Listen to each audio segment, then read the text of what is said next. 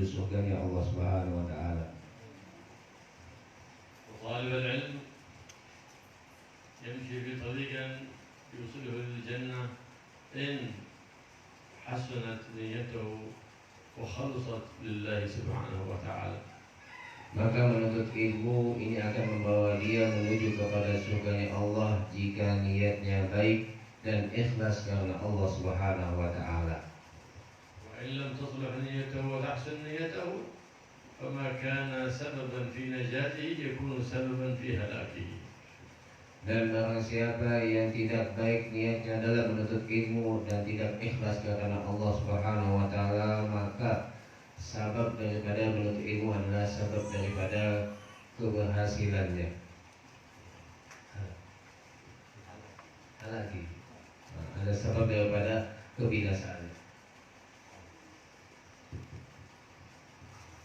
فالعلم تكليف لمن تعلمه بالعمل به وتعليمه لغيره. Maka orang yang menuntut ilmu itu dituntut untuk mengamalkan ilmunya dan mengajarkan ilmunya kepada orang lain. وتشريفا في الدنيا وفي الآخرة لمن عمل بعلمه وعلمه لغيره. Dan ilmu itu ada sebuah kemuliaan bagi orang yang mengamalkannya di dunia.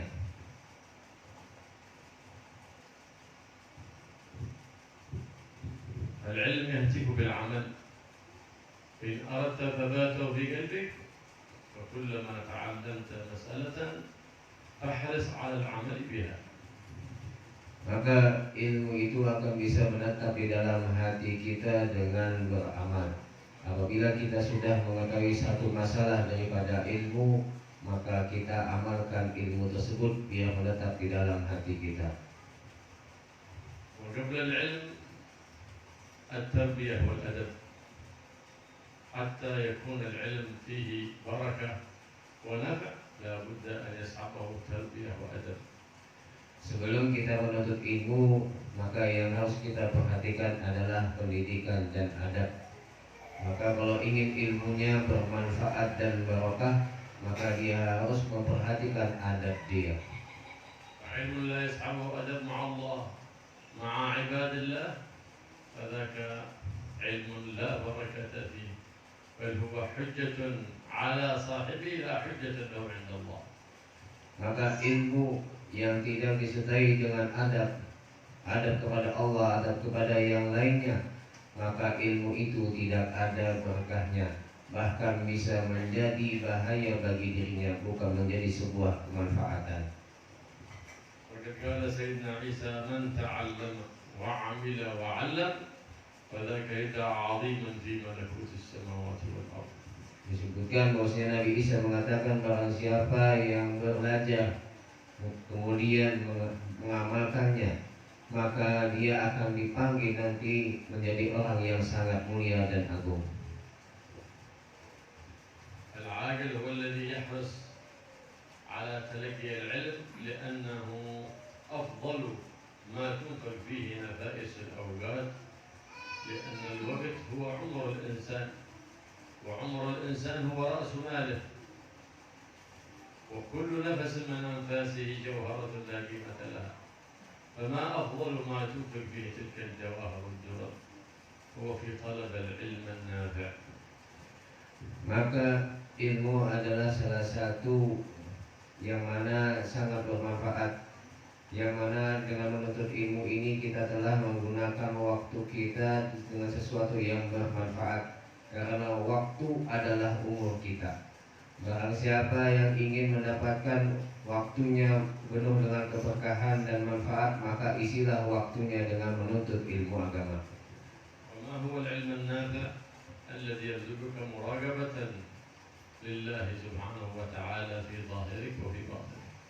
Dan ilmu yang bermanfaat itu adalah ilmu yang menghasilkan di dalam hati kita sifat Allah selalu mengawasi kita di dalam zahir dan batin kita.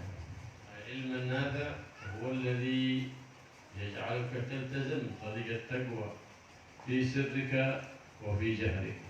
Dan ilmu yang bermanfaat adalah ilmu yang menjadikan kamu untuk selalu bertakwa kepada Allah dalam keadaan zahir dan batinnya. العلم النافع الذي يزيدك محبة بالخير وأهله وبغضا في الشر وأهله. Dan ilmu yang bermanfaat adalah yang menjadikan kamu cinta kepada ahlul ilm dan menjadikan kamu benci kepada orang yang benci dengan ilmu.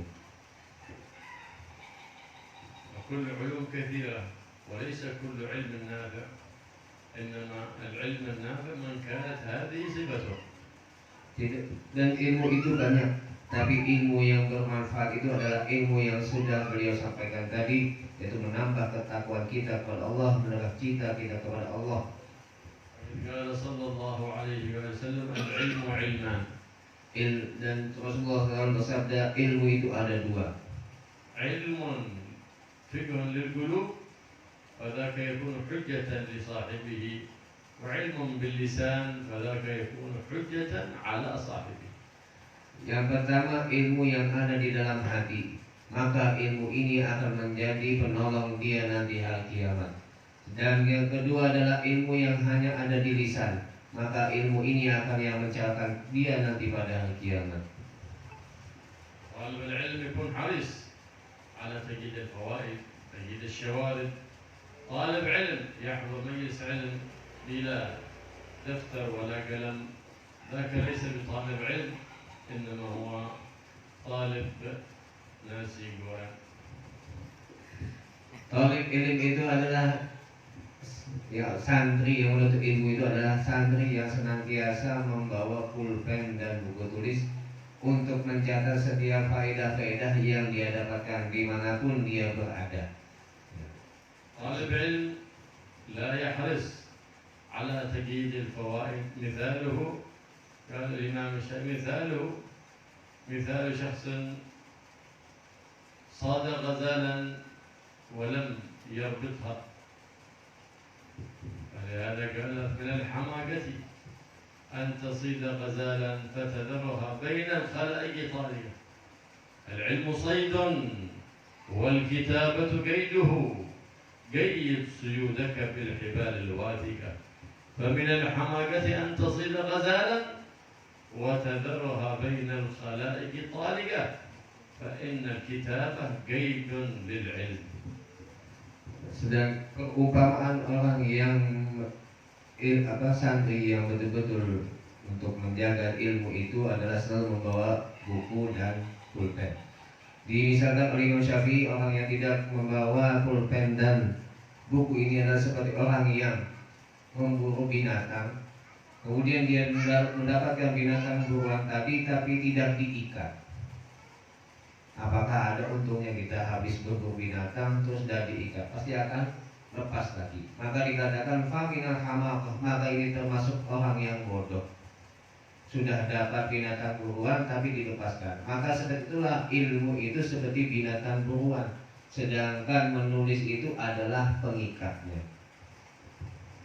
كلنا نعرف اليوم أن هذا تكون جلسة للتعليم والتعلم. من استعاد مننا بالدفتر والقلم؟ هذا يدل على عدم حرصنا على طلب العلم. Setiap kami datang di jalsa atau tempat-tempat majlis, maka bisa diketahui siapa yang betul-betul ingin menuntut ilmu, yaitu orang yang selalu membawa pulpen dan buku tulis. إن المعلم كلما حصل من تحته متلهفين للعلم يزيد في عطائه لهم وكلما جعلهم مهملين غير مهتمين لا يهتم بهم. Oleh karena itu, kalau ada seorang orang yang alim, jika melihat ada orang yang betul-betul memperhatikan dengan ilmu, maka dia juga menyampaikan ilmunya lebih banyak lagi. Tapi kalau melihat ada orang yang datang tapi tidak siap untuk mendapatkan ilmunya, maka beliau juga akan menyampaikan hal yang biasa saja.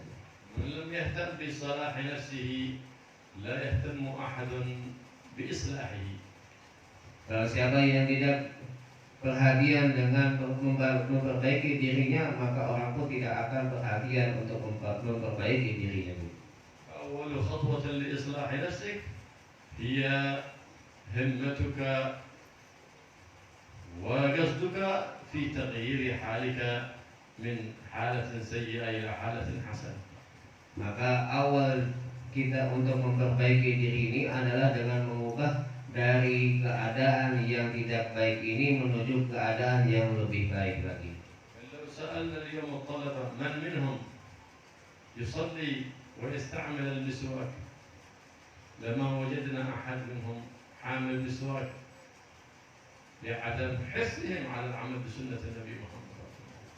Kalau misalkan sekarang beliau menanyakan apakah dari santri yang membawa setiap sholatnya siwak, maka tentu sedikit sekali yang membawa siwak tersebut. Ini menunjukkan kurang perhatiannya mereka dengan ilmu dan amal dengan ilmu tersebut.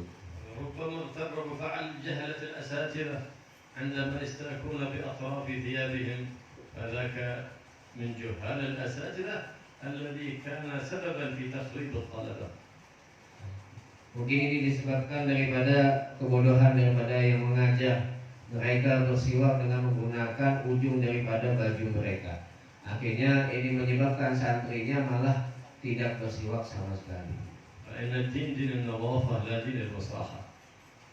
Karena agama kita adalah agama kebersihan, bukan mengajarkan tentang kejorokan. وكل واحد يعرف نفسه كيف هو في غرفته، كيف هو في ثيابه، كيف هو في أحواله، هل هو على النظافة؟ يدل ذلك على أنه يمشي على طريق الصحيح لطلب العلم. ومن اعتقد أن الدين الوساخة فذاك ما عرف الدين ولا عرف العلم. Maka setiap kita akan tahu akan diri kita sendiri. Kalau kita melihat keadaan kita, apakah kita membersihkan setiap lingkungan kita, maka ini kita telah memperhatikan dan berjalan sesuai dengan tuntunan agama. Tapi kalau misalkan tidak, maka ya tentu ini tidak sesuai dengan apa yang diajarkan oleh agama, karena agama kita mengajarkan untuk selalu hidup bersih. غيرك يحكم عليك عندما يرى تصرفاتك، هل أنت تصرفاتك تصرفات أهل العلم أو تصرفات الحمقى الجهل. Bahkan yang sangat disayangkan, kita kadang-kadang menghukumi orang lain dengan yang tidak baik. Tapi kalau kita lihat diri kita sendiri, apakah apa yang kita lakukan ini apakah sudah sesuai dengan yang diajarkan oleh agama.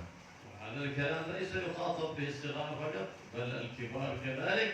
إذا الكبار يقتدى بهم والصغار يقتدون بهم.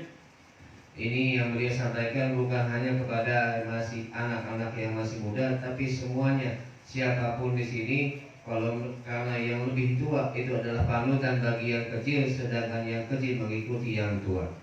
طالب العلم لا يحرص على نظافة ثيابه، على ترتيب ثيابه، وإذا خرج من الحمام ترك ثيابه معلقة داخل الحمام يدل على عدم نظافته. إذا يدل على أنه ليس عنده رغبة في طلب العلم النافع. ولو كان عنده ذلك لتزكى كل يوم، يزداد تزكية ويزداد خلقا حسن. Maka setiap santri memperhatikan dirinya sendiri bagaimana keadaan di kamarnya. Bahkan kadang-kadang ditemukan ada santri ketika di kamar mandi kemudian menggantungkan pakaian kotor, bahkan ditinggal bergantungan di kamar mandi. Maka ini menunjukkan tidak ada kepeduliannya dengan mengamalkan ilmu agama, yang mana agama mengajarkan untuk hidup bersih, hidup yang lebih baik lagi, hidup yang rapi. كل واحد يعرف حقيقته لأن كل واحد يعرف ما في باطن نفسه. Maka setiap dari kita tahu apa yang ada di dalam diri kita. Tidak ada yang menyampaikan, oh kamu begini, kamu begini. Tidak. Setiap orang tahu apa kesalahan di dalam dirinya masing-masing. لهذا قال صلى الله عليه وآله وسلم علم العالم وعلم المتعلم، وقال صلى الله عليه وسلم لينوا لمن تعلمون وتواضعوا لمن تعلمون منهم. Maka Rasulullah SAW bersabda, Layyinu liman liman. Maka berbuatlah lembut kepada orang yang belajar. Wah.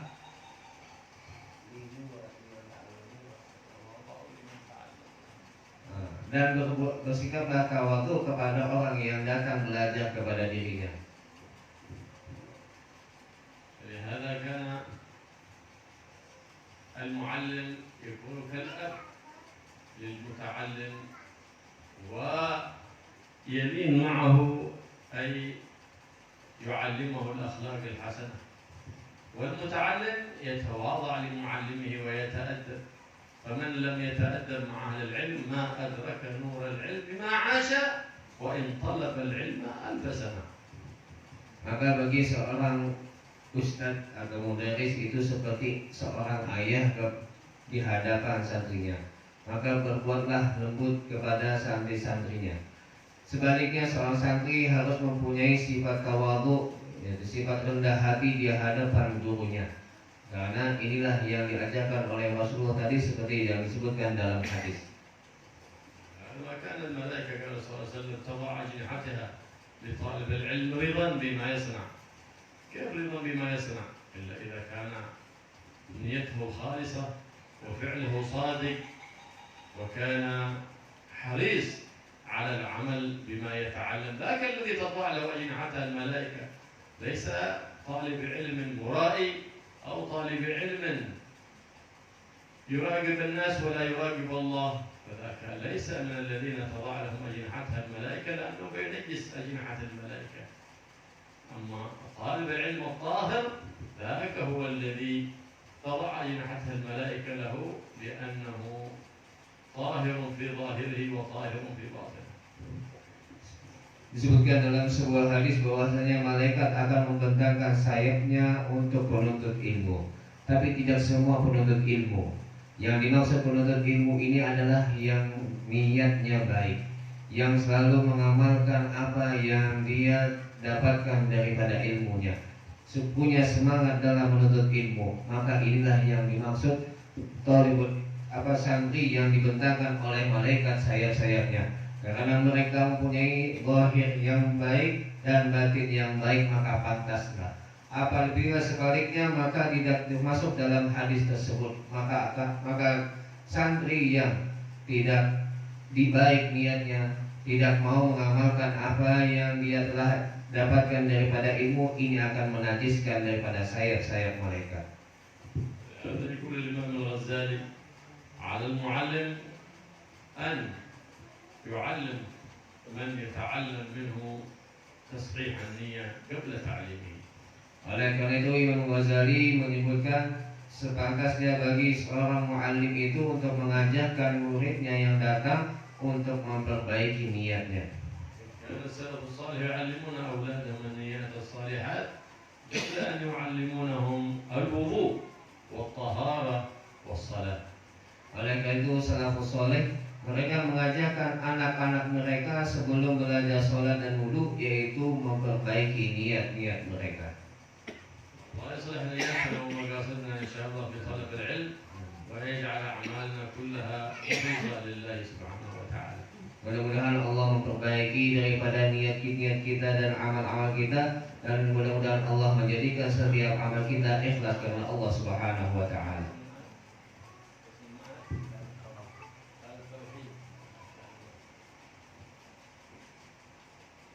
وبارك في هذا المعهد إن شاء الله ويجعله إن شاء الله معهدا مباركا معمورا إن شاء الله الطالبات الخيرين والخيرات. Mudah-mudahan pondok ini dimakmurkan oleh Allah Subhanahu wa taala dengan santri-santri atau santriwati yang soleh solehat, yang memang betul mengamalkan ilmunya Allah. فإذا علمنا ذلك وكل واحد اليوم يخاطب نفسه عندما يحضر درسه بكتابه وبدفتره وقلمه وإلا فهو لا يصلح أن يجلس في المعهد. Maka setiap dari kita sekarang ini melihat dirinya masing-masing, bagaimana dengan kitabnya, bagaimana dengan bukunya, bagaimana pulpennya, apakah betul seperti yang disampaikan beliau tadi. كل طالب لا يحرص على سنة النبي محمد صلى الله عليه وسلم لا يصلح أن يكون طالب علم. Dan santri yang tidak perhatian dengan sunnah Nabi, maka tidak pantas untuk dikatakan sebagai talibul ilm. كل طالب علم لا ينكر المنكر ولا يأمر بالمعروف فليس بطالب علم. Dan setiap santri yang tidak mencegah kemungkaran dan tidak memerintahkan daripada kebaikan, maka tidak pantas dikatakan sebagai talibul ilmi. كل طالب علم يرى الخطأ ويسكت عليه ذاك طالب مذهب إبليس. Dan setiap santri yang melihat kemungkaran kemudian dia diam, maka ini dikatakan sebagai santrinya iblis. وإنما رضاء الرحمن لا ينال إلا بإظهار شرع النبي محمد سيد الأكوان صلى الله عليه وآله وسلم. Hanya saja Allah meletakkan rahmatnya dan ridhonya jika kita menjalankan syariat Nabi kita Muhammad sallallahu alaihi wasallam. Allah ya'allimna ma jahilna wa yufhimna al-'amal bima 'alimna. Mudah-mudahan Allah mengajarkan kepada kita apa yang tidak ketahui dan apa yang tidak kita ketahui. Ikhlas fima 'alimna wa fima 'amalna. Dan Allah menjadikan kita ikhlas setiap apa yang kita lakukan. ويجعل إن شاء الله مستقر العلوم النافعة في بيوتنا وفي معاهدنا وفي مصلياتنا وفي مساجدنا. Dan Allah menetapkan kepada kita ilmu dari setiap tempat-tempat kita, tempat rumah kita atau tempat mushola yang lain. يرزقنا وإياكم الهمة في طلب العلم النافع ويجعل قلوبنا مذللة بحمل القرآن، مذللة بتعظيم القرآن، مذللة بمحبة النبي محمد صلى الله عليه وسلم ومحبة أهل بيته وأصحابه يا رب العالمين. Dan mudah-mudahan Allah jadikan hati kita semua cinta kepada Allah Subhanahu wa taala, cinta kepada sunnah-sunnah Rasul dan mengikuti daripada syariatnya.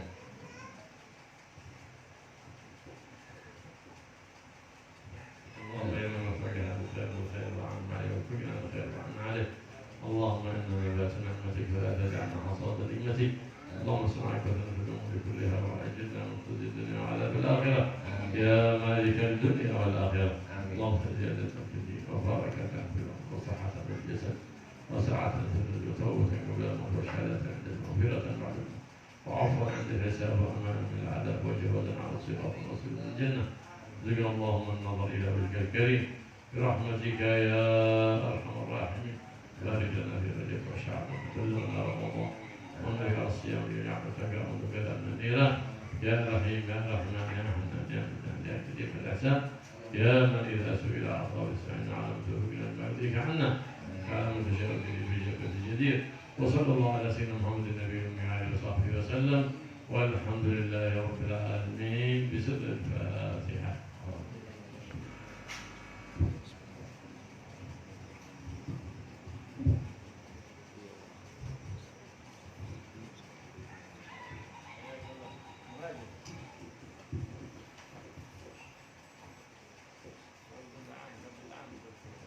Thank you.